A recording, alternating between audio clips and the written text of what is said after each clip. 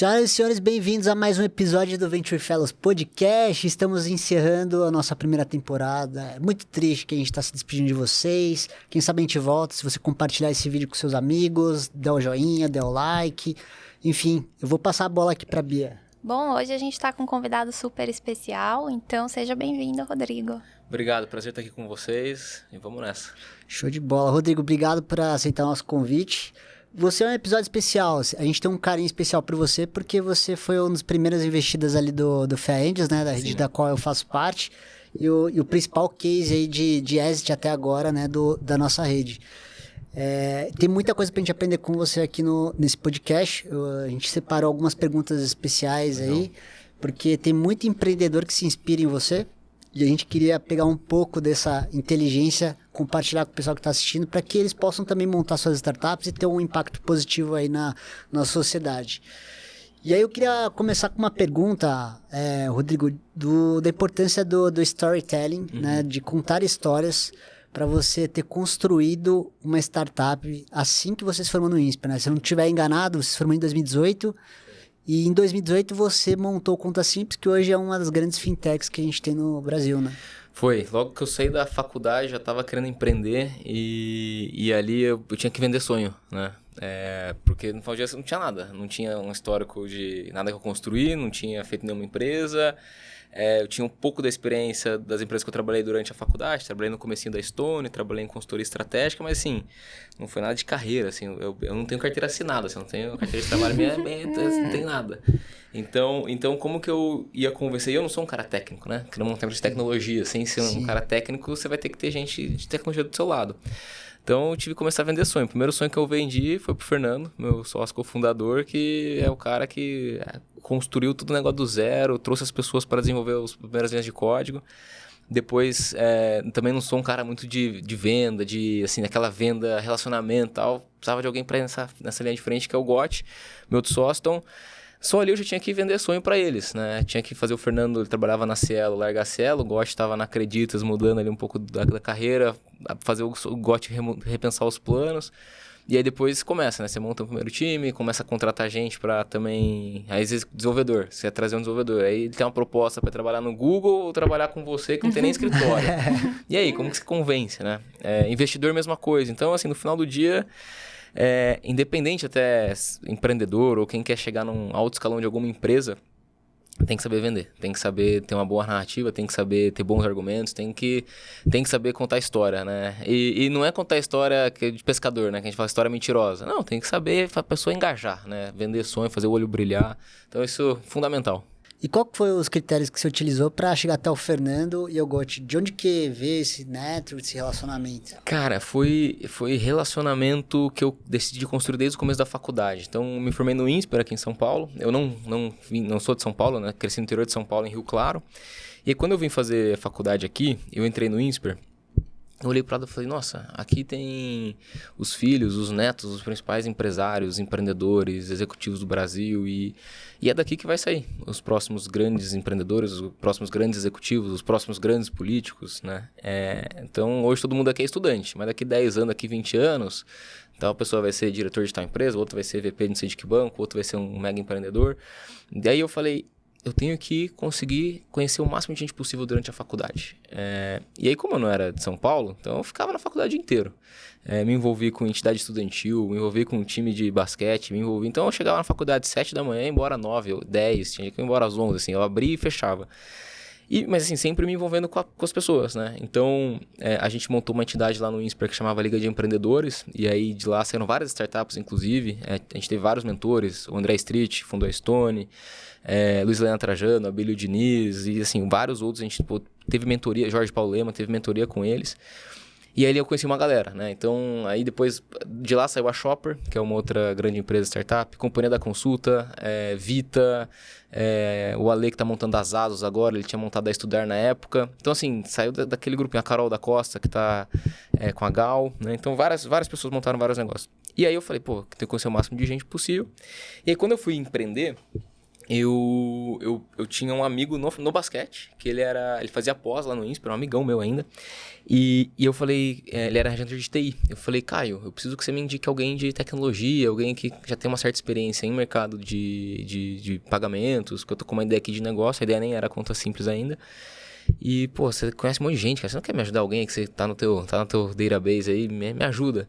Ele me indicou um cara que tinha tirado o cara do quinto andar, tirado da Cielo, colocado no quinto andar. Daí eu fui conhecer esse cara. Aí esse cara, pô, gostei da tese e tal, mas acho que você tem que conhecer um outro cara, que era o Fernando. E aí a gente começou a conhecer o Fernando. O Fernando ia lá no INSPER, à noite, fazer reunião, pensar as coisas e tal. De repente ele se engajou.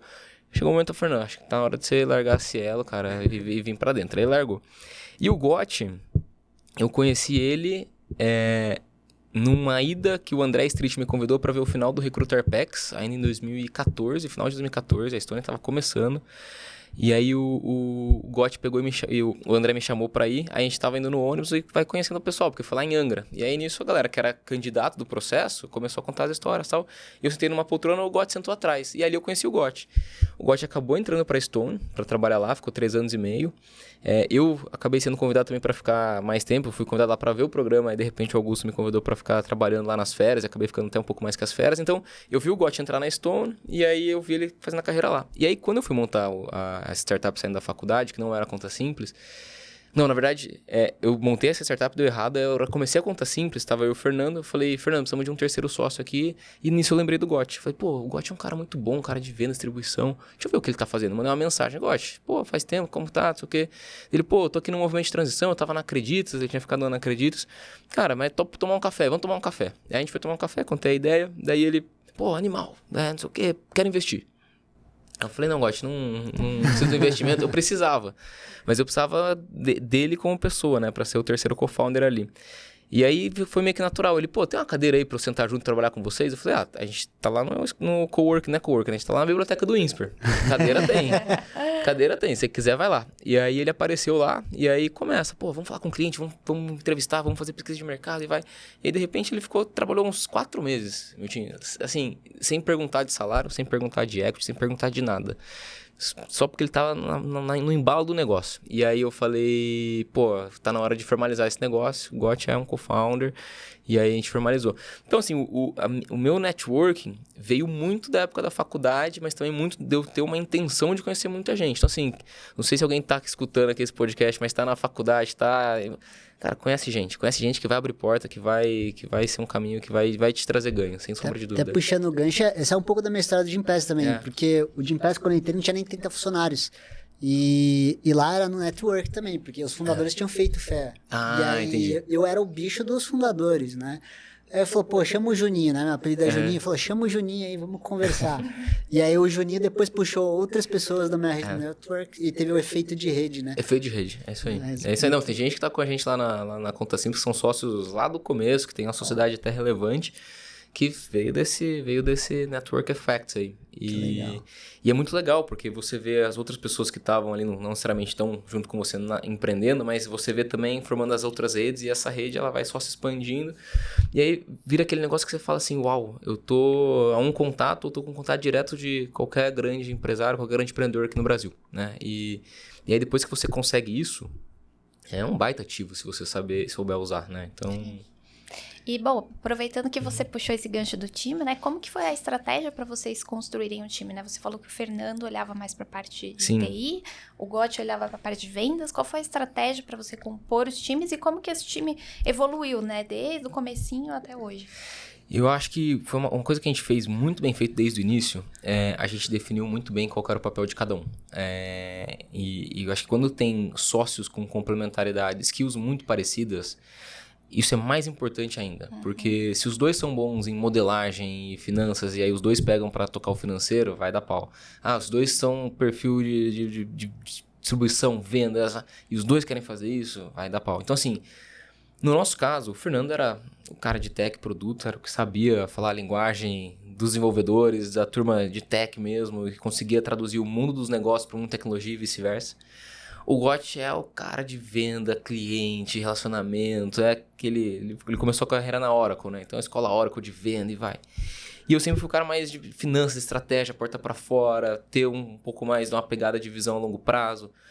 Então, o Fernando ficou com tech produto, o Gotti ficou com vendas, marketing, canais de distribuição, e eu fiquei, que eu falo, sobrou o resto para mim. O jurídico, o financeiro, lidar com o investidor, o RH, né? Então eu fiquei com essa parte. Aí me chamaram de CEO, tô lá até hoje, nessa posição.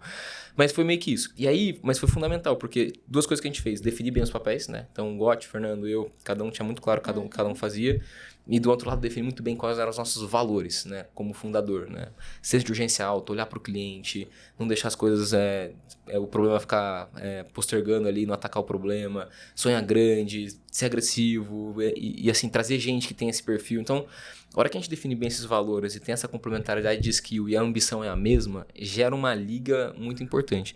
Então, acho que um terceiro elemento que foi fundamental que eu falo, que às vezes não parece que é importante, mas é importante. O padrão de vida era muito parecido do nosso. Então, a fome de querer fazer era igual. Assim, a vontade de se sacrificar, de ter que abdicar de coisas, de compromissos pessoais, de final de semana, de férias, disso, era a mesma. Então, isso depois entra para a empresa e aí essa energia, esse flow acontece. Diferente, às vezes, você pega uma pessoa que já está muito bem estabelecida, está num outro momento de vida, com alguém que está, às vezes, saindo da faculdade, que é... E aí, putz, né? O negócio começa até a parecer que não tá funcionando muito bem. Então, isso também foi um ponto que foi importante para construir essa liga. E aí, dali a gente começou o time, né? Dali foi o embrião e já mudamos várias coisas. Tinha época que o Fernando olhava para uma coisa, eu olhava para outra, o Gotti vice-versa, eu mesma coisa. Então, a gente vai fazendo um jogo de xadrez e essa flexibilidade acho importante também acontecer. E não é fácil, mas é importante, assim, acho que é natural. Muito bom. Quando você estava se apresentando, colocando um pouquinho da sua história, você fala uma coisa que eu não sabia, que você já tinha tentado uma startup que deu errado. O que foi essa startup? Qual que foi essa ideia? E é legal você trazer isso, porque todo mundo olha o empreendedor quando tá indo bem e fala assim, pô, o cara acertou de primeira, né? Mas não é muito bem assim, né? Não, se olhar a história da Conta Simples só por PR, por notícia, as primeiras notícias ali, metade de 20 até agora. Então eu falo, pô, em 3 anos e meio, os caras voaram, explodiram. Não, eu tô há 10 me preparando para isso. Desde quando eu entrei no Inspira, eu já estava com essa ideia de querer empreender, né? E me preparei para isso. Mas a startup que deu errado, eu estava ainda na faculdade e eu tinha um grande amigo meu, inclusive foi padrinho do meu casamento, que ele veio com uma ideia de criar um aplicativo para desintermediar pagamento de vale-refeição, vale-alimentação. Eu tinha trabalhado na Stone, eu tinha visto que esse mercado de VR e VA é um mini sócio dos restaurantes, né, que cobra lá um take rate, um MDR de 7, 8%. E a tese dele era desintermediar a adquirência e o cartão e fazer um pagamento via QR Code. Isso em 2017. Não tinha Pix, não tinha nada. Os únicos cases de pagamento por QR Code era o que estava lá na China, o Alipay, o ChatPay, tudo mais. E aí, a gente tinha como parceiro uma grande empresa de restaurante industrial, que essa empresa tinham restaurantes dentro de fábricas e de empresas. Então, restaurante da Globo, restaurante da Motorola, restaurante da Ford, restaurante da Band, era dessa empresa, né? Que chama Sapori. E aí a nossa tese era criar um meio de pagamento dentro desses arranjos fechados para pagar por QR Code, desintermedia a transação do cartão e da adquirência, e com isso a transação fica mais rápida, mais barata, você conseguir eliminar a necessidade da pessoa pegar uma fila para passar no caixa, que pode passar e pegar no QR Code. E a gente começou a viabilizar isso. Hoje em dia tem lá vários mercados, né, que você entra por QR Code, mercados dentro de condomínios e... Sim. Essa era a nossa ideia lá em 2017. Deu errado. Ou os empreendedores conseguiram fazer dar certo. A nossa deu errado. Foi o timing, né? Às vezes foi o timing. Teve timing, mas acho que teve duas coisas principais. A primeira, como a gente tinha um parceiro muito grande, a gente acabava se apoiando nos processos desse parceiro. E, cara, processo de empresa grande tem burocracia, tem interesses que às vezes não estão bem alinhados com o interesse que você está querendo de construir uma coisa de inovação. Então, o negócio era lento. E outra coisa, cada restaurante que a gente tentava entrar, a gente testou uns 8 restaurantes. Cada restaurante tinha a sua complexidade de negócio. E aí o time to implementation era muito longo. E eu falei, esse negócio não é escalável, esse negócio não vai. E aí a gente não conseguiu achar um caminho para fazer isso fora da Sapori, que era a empresa nossa parceira lá. E aí eu falei, puta, na hora de dar uma pivotada nesse negócio. E aí eu troquei uma ideia com o Rafa, falei, Rafa, tô pensando em ir para um caminho, e ele queria ir para outro. Aí a gente sentou e falou, acho que então o caminho aqui a gente deve se separar nesse momento. E aí eu tava com a ideia, tava vendo a Brex lá fora explodindo, né? E eu vi o Pedro Henrique começar a pagar-me quando eu tava na Stone em 2014. Eu vi eles numa mesa, 2 dessa, começando a pagar-me. Falei, pô, eu sei como começar esse negócio. E a dor que a gente tem é a mesma, porque eu sofri essa dor de cartão corporativo aqui dentro da fintech que a gente tava montando. Chamava Citra Pay, dentro da Citra. Vou tentar achar um caminho aqui de começar esse negócio. E aí, numa dessas, eu conheci o Rodrigo Dantas, que foi o nosso primeiro investidor anjo, e aí ele falou, pô, você tá com essa ideia aí? Vamos trocar uma ideia com calma. E aí começou, né? Então ali foi o brão de eu sair desse negócio que deu errado, para ir para a conta simples, que na época chamava Bank, B-A-N-K-Y, né? E aí a gente começou ali. Bom, e você contou, né, que foi uma jornada de 10 anos, mas como que você se preparou para assumir essa cadeira de CEO? Eu acho que ainda tô me preparando ainda. Eu sempre busquei ser uma pessoa muito coachable, assim, sempre busquei aprender muito com os outros. Eu lembro uma vez, eu não lembro quem me falou isso, mas eu sei que eu guardei esse ensinamento, assim, cara, você tem que ser uma esponja. Qualquer pessoa que você for conversar, trocar ideia, você tem que adquirir algum conhecimento. Então, de alguma maneira, eu sempre busquei ter essa capacidade de aprendizado rápido, né? Ter curiosidade, uma curiosidade intrínseca. E você tem que ter, porque de repente você está tocando área de legal, você tem que aprender sobre termos jurídicos de um contrato societário que você vai negociar com o investidor. De repente você vai fazer um processo de recrutamento e seleção, você tem que aprender sobre capabilities necessárias, fazer um job description, você vai tocar o financeiro, outra coisa. Então eu sempre tive essa curiosidade muito intrínseca. Mas uma coisa que eu fiz e que eu faço desde então, eu tenho mentores e coaches. Então eu comecei com esse trabalho depois que a gente fez a primeira rodada de captação seed, depois do Y Combinator, e aí eu conheci ele se chama de counselor, né? Não é nem coach, nem mentor, é counselor. E aí ele fez todo um assessment e que ele mapeou as minhas skills, onde eu sou bom e onde eu não sou, né? E aí ele chegou um dia pra mim e falou assim, tá muito claro, eu tenho 2 notícias, uma boa e uma ruim, qual que você quer primeiro? Eu falei, não, me dá a boa. Ele falou, você tá sentado numa cadeira que é o seu perfil, que você é uma pessoa, você é especialista em ser generalista. Então se você se sentar numa cadeira pra tocar só uma coisa, você não vai funcionar, porque a sua cabeça não opera focada, a sua cabeça opera 360. Falei, tá, mas qual que é a ruim? É que você só serve assim. Se você sair dessa cadeira, você vai ficar quase incompetente. E aí eu fui buscando, né, caminhos de, então tá bom, se esse é meu perfil, o que eu tenho que ser bom? Eu não tenho que ser a pessoa que mais vou saber de tech, de produto, de finanças. Eu vou ter que ser bom, então, agora em escolher a pessoa que tem que estar nessa cadeira. Tem que ser bom em saber colocar o jogador na posição certa, que ele vai jogar dentro do campo. E ali eu fui aperfeiçoando essa habilidade. E a outra que é a visão de longo prazo, né? Eu tenho que ser a pessoa que vai dar a visão, o norte, a direção. E aí, para desenvolver essa direção e esse norte, eu busco sempre olhar para as empresas que estão em outro patamar fora do país, busco sempre entender, olhar tendências. Eu gosto muito de ler relatórios de bancos, de equity research, que também mostram assim, muito de tendência.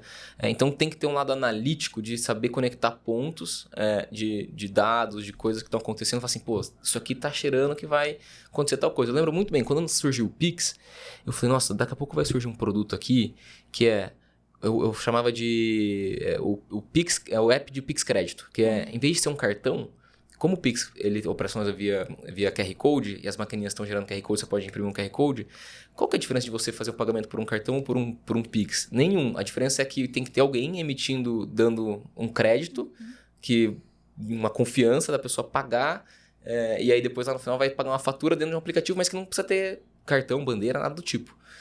E eu pensei isso quando surgiu o Pix. Eu falei, nossa, isso aqui vai ser interessante. Aí, hoje em dia eu vejo, por exemplo, gente construindo isso e dentro da conta simples a gente está construindo um produto bem parecido para CNPJs, né, para empresas. Então é meu papel pensar essas coisas, é meu papel tentar entender o que está acontecendo e arriscar, né? Tem que ter coragem, porque tudo isso são ideias, são coisas que vão no pensamento. Então eu diria essas capabilidades, assim, eu estou aprendendo a ser CEO olhando onde eu sou bom e fortalecendo onde eu sou bom, aprendendo a trazer gente boa para tocar as questões mais específicas que eu não vou entrar e aperfeiçoando minha visão de longo prazo de forma constante. Legal, você tocou no tema aí que a gente gosta bastante, que é pessoas, people.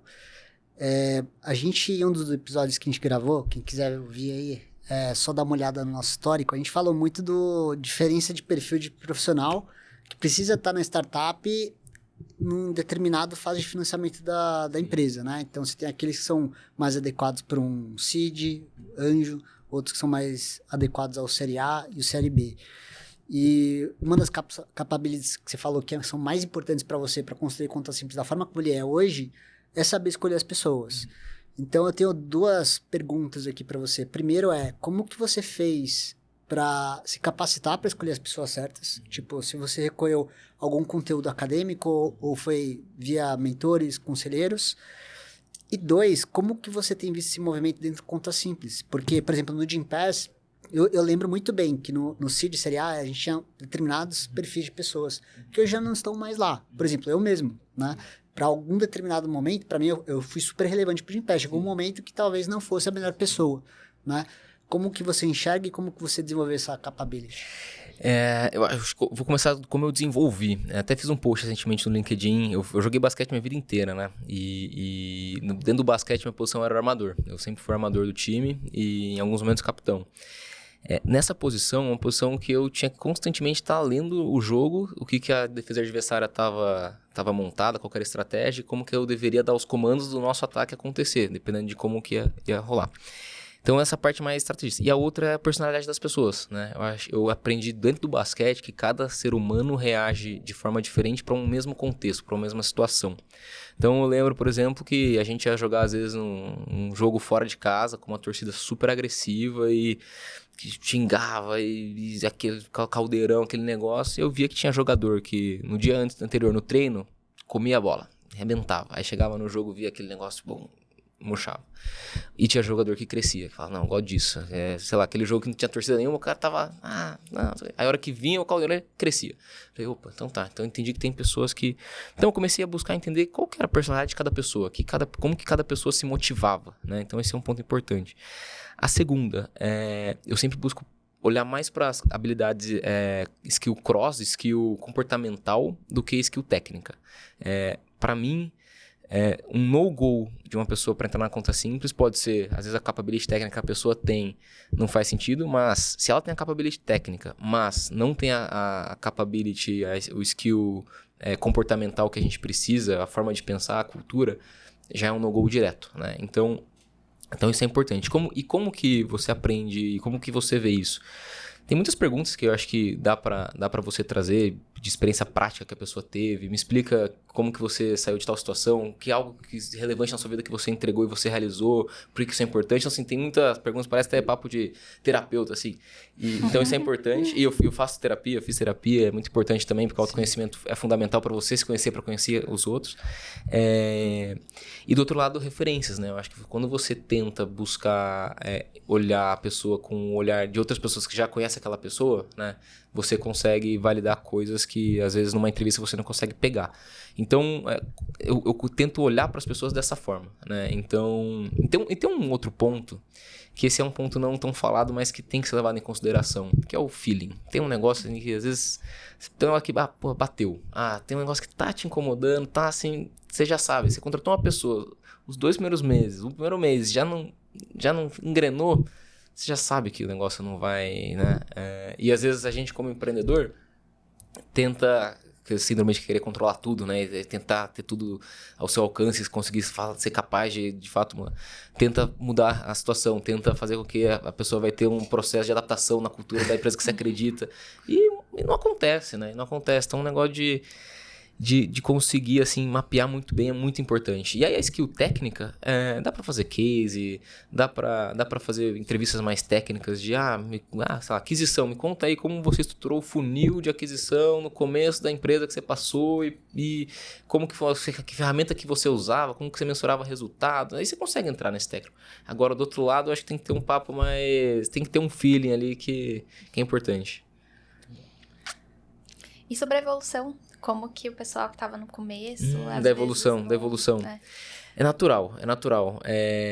Eu vejo que tem pessoas que hoje conseguiram acompanhar a conta simples desde o início, mas muitas outras não, né? E por quê? Porque a pessoa que está no começo é uma coisa muito rápida, de tenho que testar, tenho que fazer, não tem burocracia, não tem que alinhar com ninguém, é um negócio que deu certo, continua, deu errado, testa de novo. Quando a empresa começa a ter uma certa estrutura de 50, 60, 100 pessoas, 200 pessoas, uma coisa que você vai tentar fazer aqui, você vai puxar um fio que vai desencapar o outro lado aqui. Se você não alinha, se você não coordena, se você não tem esse outro lado, você vai começar a criar caos, conflito. E aí é onde começa a ter que ter reunião de alinhamento, onde começa a ter que ter combinados, ter que ter acordos de metas compartilhadas, começa a ter que ter... E tem gente que não gosta disso. Tem gente que, eu não quero isso, pelo amor de Deus, eu queria só atacar um negócio e fazer acontecer. Isso aqui tá virando uma empresa política e pelo amor de Deus. E tem que acabar com a política, não pode ter nada político, mas tem alguns momentos que você vai ter que fazer combinado e isso perde velocidade. E tem gente que não consegue, né? Então, eu acho que saber identificar qual tipo de pessoa para cada etapa é muito importante. E acho que o erro mais comum, tanto de quem às vezes está numa cadeira de liderança, quanto às vezes alguém que está na posição ali, é querer forçar algo que às vezes não vai. Às vezes o melhor caminho é fazer um acordo, é pensar fazer um outro caminho, porque às vezes você tenta insistir num negócio que não vai, né? Então assim, é muito curioso. A gente fez um trabalho de trazer algumas pessoas de mercado uns 2 anos atrás.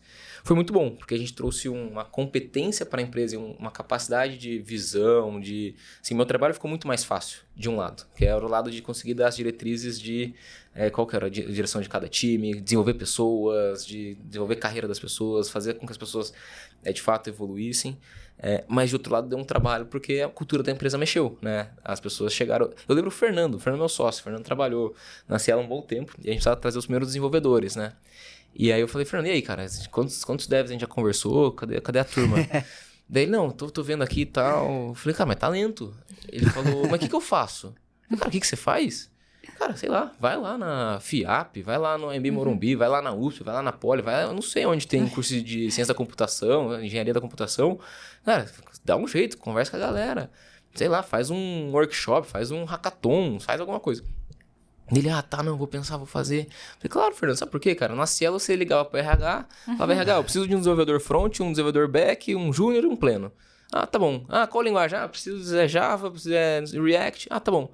E aí, você esperava 2 semanas, chegava lá o shortlist do desenvolvedor. Meu irmão, aqui não tem RH da Cielo pra você fazer isso. Você que vai ter que achar os desenvolvedores, cara. Vamos nessa. E aí, ele começou a virar essa chave, né? E aí, eu lembro que ele ficou muito feliz com um trabalho, um projeto que ele fez, que foi... Ele acho que foi numa comunidade do Facebook. Ele, para fazer a chamada do estágio, da vaga da conta simples, ele fez uma linha de código, né? Como se fosse uma linha de código, um código mesmo, assim, chamando, né? E aí publicou, né? Vagas na conta simples é aquele código. Só que a galera de engenharia, a galera também, quando vai para esses fóruns, são muito ativos, né? E aí a turma começou, teve um cara que questionou, não, mas esse código tá errado. Aí um outro comentou embaixo, não, tá certo, esse código roda, esse código... Não, isso aqui... Aí, pum, o negócio ficou com uma thread gigantesca e ficava com o post lá em primeiro na comunidade. E de lá a gente conseguiu 2 desenvolvedores, que estão até hoje com a gente, né? Então, hackearam o processo seletivo. Mas, cara, essas coisas que numa empresa grande não dá, né? Aí vem uma pessoa de mercado que ficou, sei lá, 10 anos no Itaú. Ele não vai ter essa sacada, essa pessoa não vai pensar desse jeito.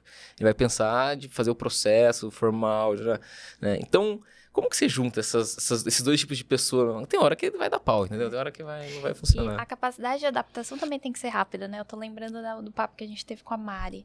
Que às vezes a empresa não tem o tempo de esperar a pessoa amadurecer ou aprender alguma coisa diferente que ela precisa. Então, lembrei bastante da Mari. Tem esse desafio também, né? E às vezes a competência da pessoa é excelente, só que às vezes a estratégia do negócio muda, né? Às vezes o negócio está indo para um caminho de, modelo transacional, não, agora vai ser um modelo SaaS que a gente vai ter que desenvolver um produto diferente. E aí aquela pessoa é excelente para um negócio transacional, um negócio de, sei lá, de operação, 24/7, você vai para um outro modelo, aquela pessoa às vezes não é mais a pessoa adequada, né? Isso acontece muito.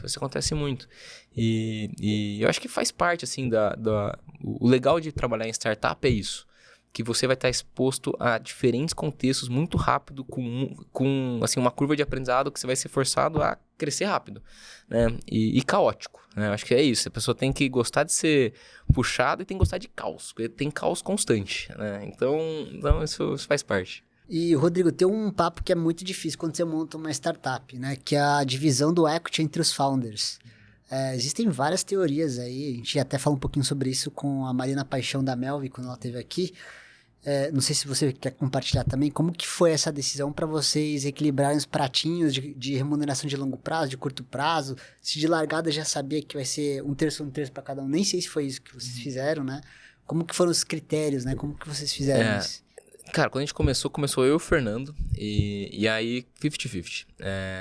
Não tinha muito como diferenciar, né? E aí depois, às vezes, tem empreendedor que vem pra mim e fala, não, pô, mas eu tô pensando aqui, eu sou o cara que tô carregando esse piano, tem uma pessoa me ajudando part-time, mas eu quero que ela venha full-time, mas eu já quero dar um equity, o que você acha que eu dou? Você acha que é 50-50? Você acha que é 80-20, 70-30, 62-30?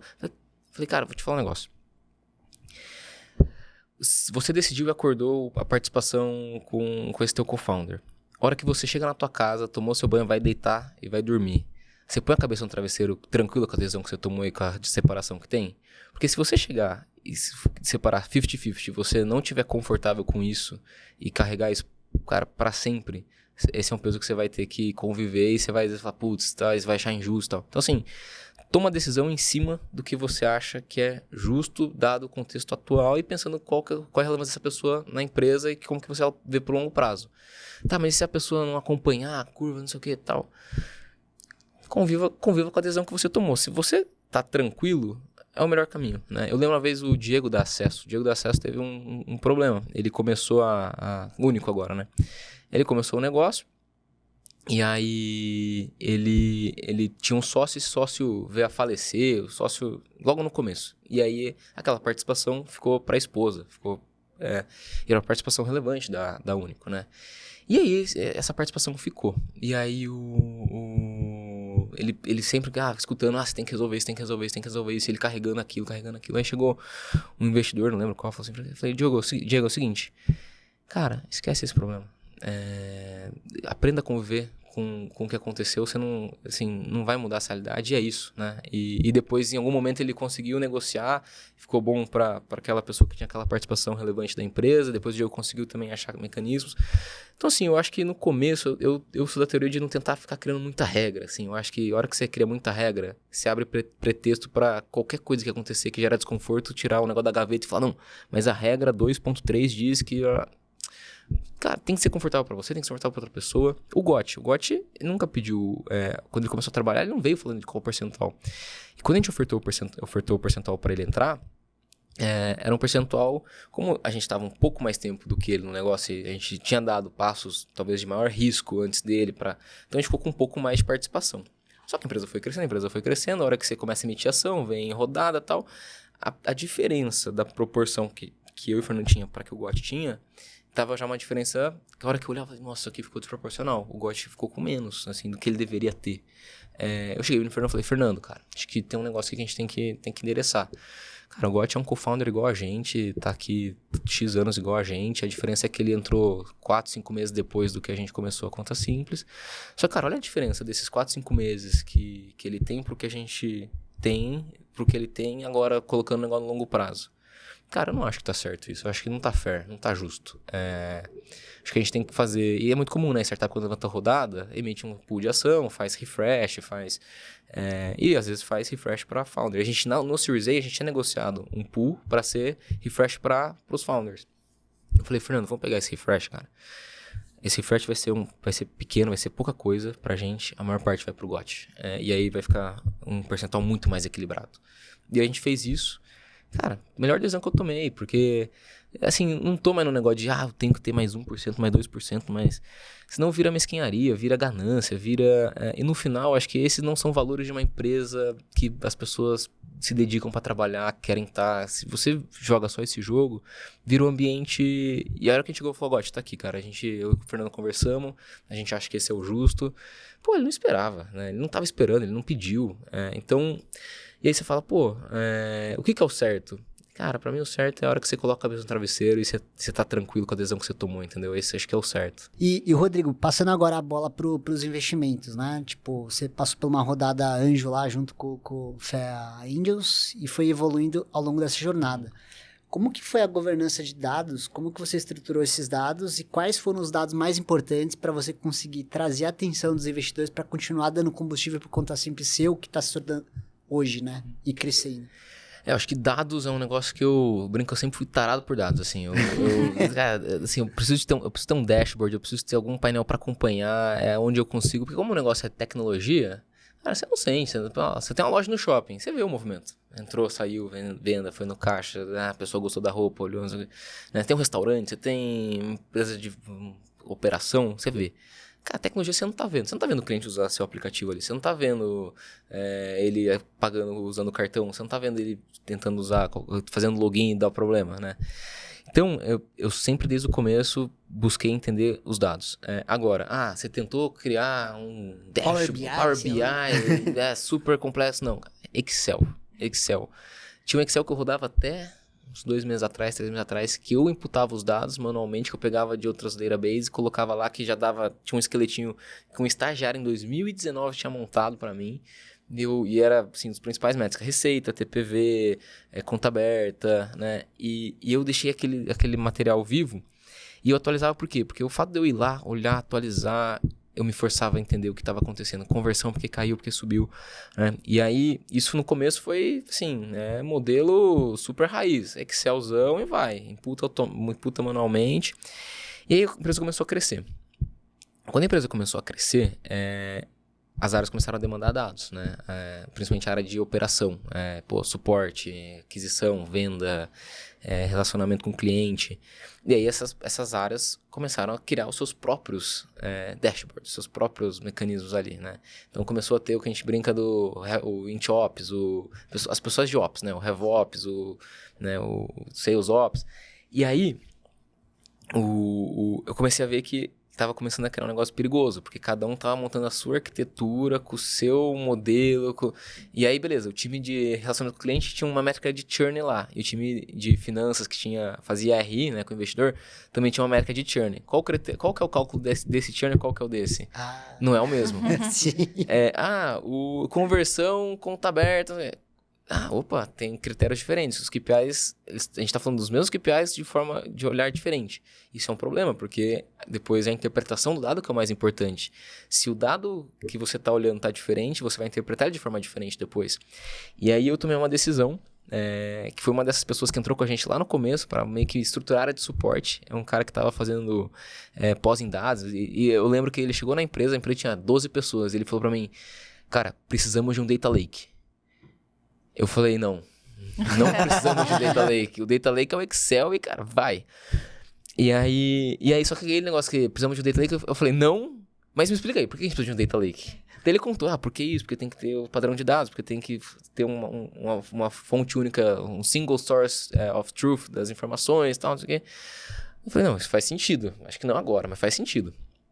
E aí o negócio começou a crescer, e aí começam as rodadas, né? O investidor manda, me vê, eu preciso de um data room. Eu vou mandar aqui o que eu preciso. Aí, métricas que eu nem sabia que existia. 30, 40, 50 métricas, de todas as formas de olhar.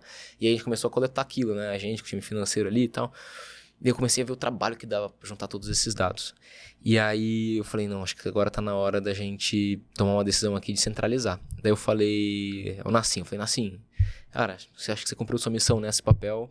Lembra aquela reunião que a gente teve lá no começo da Conta Simples que você falou que precisamos de Data Lake? Chegou, a gente precisa de Data Lake. E aí eu falei, só que eu preciso que você faça o quê? Eu tô percebendo que cada área tá criando o seu próprio time de dados, né?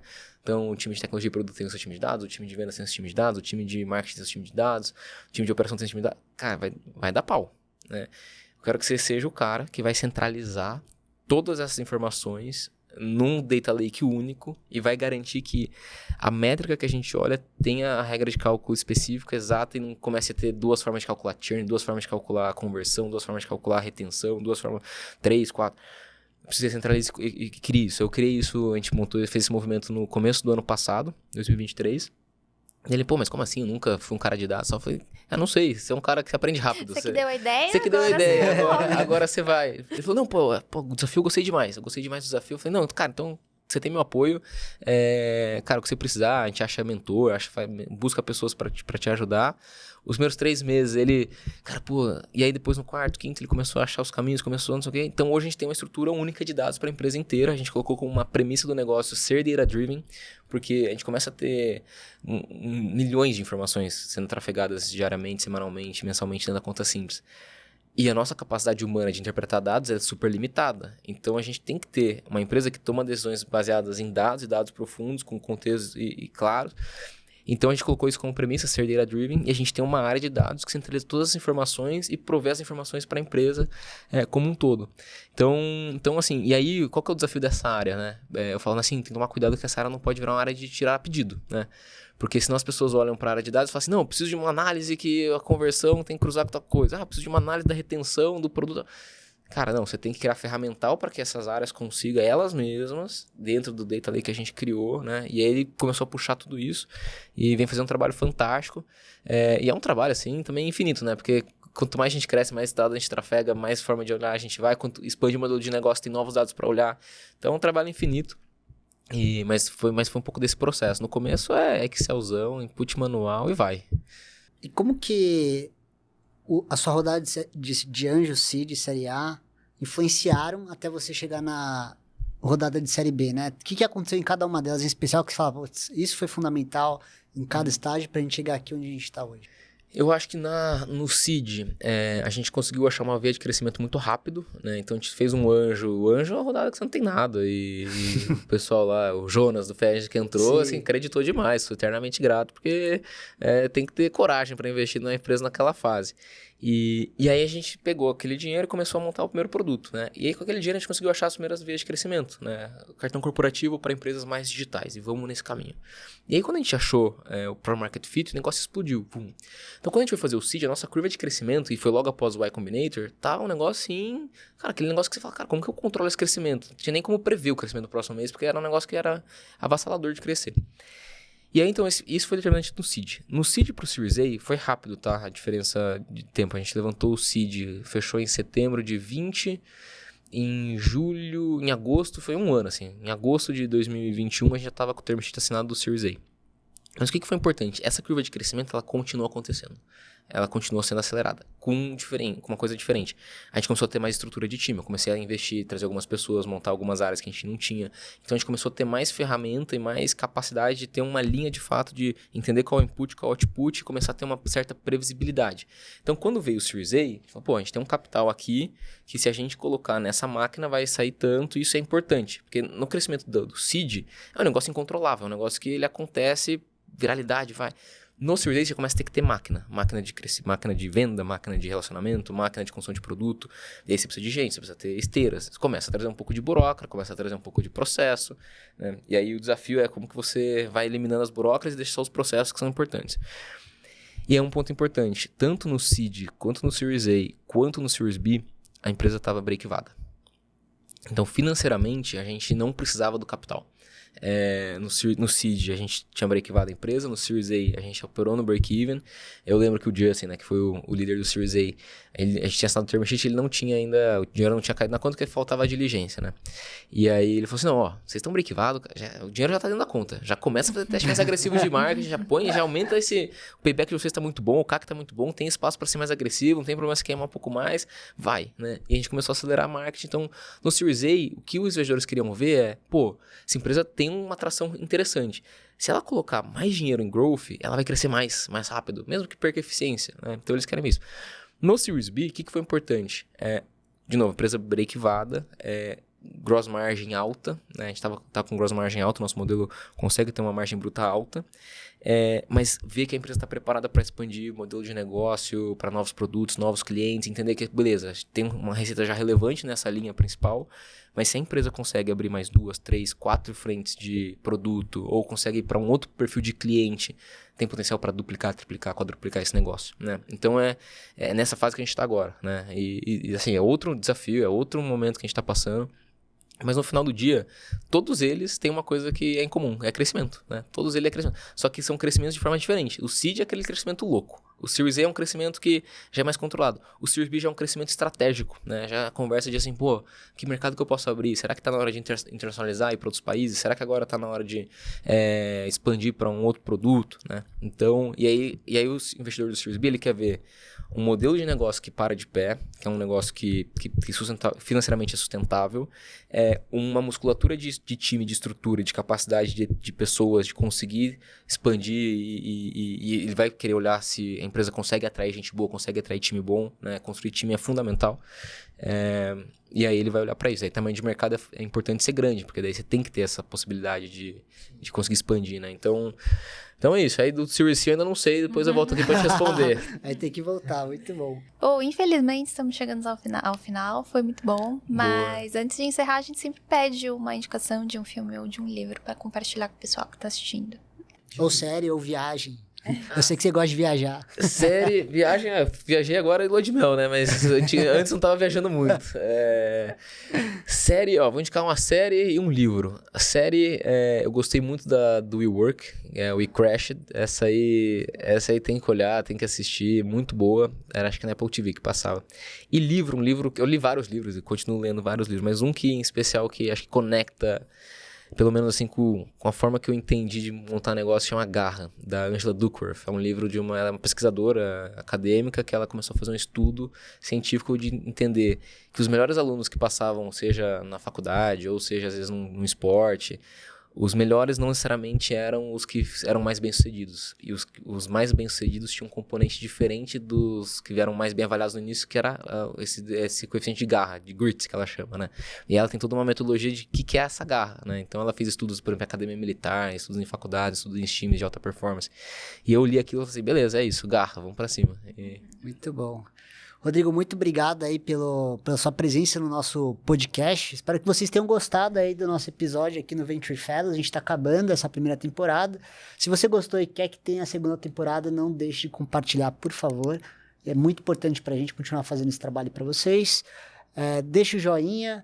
Do meu lado, muito obrigado. Rodrigo, se você quiser dar uma palavra final, recomendar alguma coisa pro pessoal, falar do Conta Simples. Boa, a gente não falou de Conta Simples, né? Então, para quem quiser conhecer Conta Simples, é uma solução de cartão corporativo, sistema de gestão, conta corrente, contasimples.com, nosso site. Então, já estamos aí com dezenas de milhares de clientes, então quem quiser se juntar, é só entrar no site lá e abrir a conta. A Bia, nossa CFO, é usuária de Conta A gente Simples. usa, Boa, é muito boa. bom. Isso aí. Pessoal, obrigado aí pela audiência de vocês e até o próximo episódio. Valeu!